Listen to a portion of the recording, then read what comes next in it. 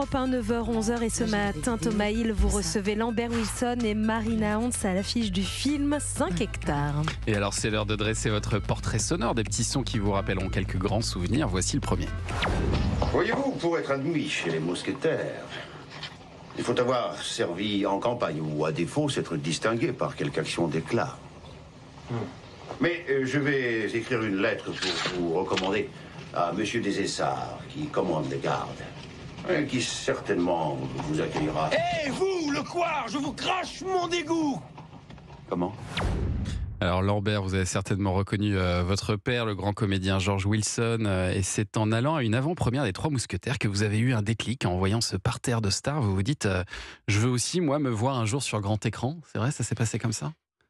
C'est-à-dire que même à l'aune de ce que je connais maintenant des grandes premières de Cannes et tout ça, cette première des Trois Mousquetaires dans les années 70, elle était absolument extraordinaire. Il y avait des stars internationales. Je me souviens, sur les Champs-Élysées, au Normandie, il y avait des mousquetaires à cheval, comme ça. On entrait entre les mousquetaires à cheval. Il y avait un bal masqué à la conciergerie. Quand on a 13 ans, ça vous monte un peu à la tête. Et puis j'ai croisé, il y avait Faye Dunaway, il y avait...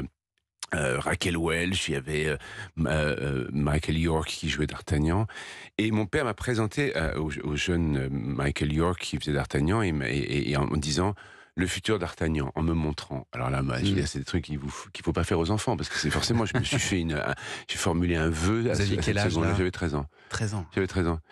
Ouais. Je me souviens parce que je me souviens encore des répliques que mon père avait en anglais dans le film, parce qu'il n'arrivait pas à dire. On pense toujours que mes parents étaient anglophones, mais pas du tout.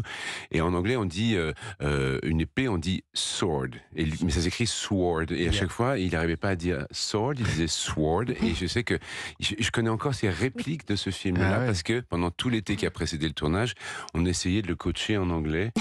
Et il a jamais réussi. Et c'est vrai qu'après, il a tout fait pour vous décourager à faire ce métier ? Oui, mais je pense que c'est normal que les parents découragent. Il faut tâter le terrain, vérifier s'il y a une fibre qui résiste à tout. Quand les mômes ont un vrai élan, c'est indestructible. Et donc, c'était juste un test, et il avait raison, je ferais pareil. Allez, extrait suivant, écoutez.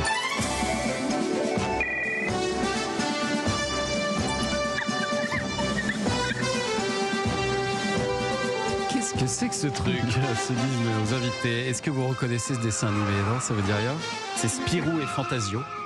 Alors quel est le rapport, me direz-vous ? Eh bien, Marina Hans, vous aviez un cheval qui s'appelait Spirou. C'est tiré par les cheveux. Légèrement. Mais ça a été très important pour vous. Il a été très important, ce cheval Spirou. Parce que l'équitation, déjà, c'était important pour vous. C'était quelque chose de thérapeutique, presque. Complètement, oui. Après, oui, je voulais faire une carrière sportive de haut niveau. Je voulais être cavalière professionnelle. Je voulais faire les Jeux Olympiques. Et puis, on avait des sous, mais quand même pas beaucoup pour les chevaux, tout ça. Et c'est la chance, parfois, de rencontrer un cheval, surtout dans ce métier-là, exceptionnel, qui s'appelait Spirou et qui m'a emmenée à des championnats de juniors, de jeunes cavalières, etc. Enfin, c'était extraordinaire, c'était beaucoup de chance. Mais il a fini par se blesser ? Et il a fini par se blesser, à 2 reprises, 2 années de suite, en fait, à peu près une semaine de mes championnats d'Europe.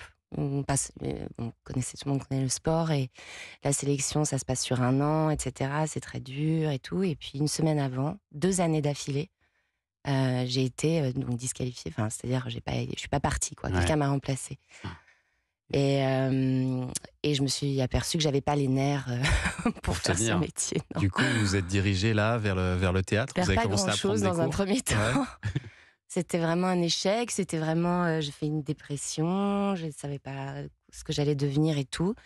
Et puis, je savais que j'aimais le spectacle, le milieu du spectacle, le cirque, le théâtre. J'ai passé la porte d'un cours, et puis voilà. Tout a commencé à ce moment-là. Puis vous avez fini par jouer une cavalière dans Japlou, donc là c'était parfait pour vous là. Ouais, c'était super. Une vraie cavalière. Bah ouais, c'était formidable ce film. Pas doublé. Ah non, il est extraordinaire ce film, faut le voir. Mais costaud. Et on va parler de Bradley Cooper d'ailleurs tout à l'heure. Il paraît que cette scène l'a marqué, Bradley Cooper. Il a marqué Leonard Bernstein d'ailleurs lui-même. C'est bon à savoir. Où est la petite robe à paillettes? Elle a été piquée parce que forcément il y a des fans qui sont complètement blindés. Ouais. Et j'ai donné mes chaussures à une jeune comédienne et je ne sais plus qui. C'était lors d'une cérémonie des Césars. Je pensais que c'était un geste joli. Elle n'en avait rien à faire. Elle les a laissés en coulisses. Mais je ne sais plus. C'était pour un César du meilleur espoir féminin. Mais si cette actrice si elle nous se entend. souvient de ses chaussures, j'aimerais bien les récupérer. Et surtout, ça veut dire quelque chose du 46. Ouais, c'est ça, elle a des grands quand pieds, même, quoi. Ouais, on est sur une personne. J'ai un pied mutin. J'ai un petit pied mutin. Ah, vous faites un petit 36. Très bien, allez, on va se retrouver dans un instant sur Europe 1. On va au musée. Oui, on va aller découvrir l'indispensable de Marie Jiquel aujourd'hui. Alors, quel musée va-t-elle nous faire découvrir? Mais que Arrêtez, n'en faites pas trop non plus. Non, mais que de suspense, comme on dirait. Bon, c'est très mal fait, mais ça vous donne un indice. À tout de suite sur Europe 1 dans Culture Média.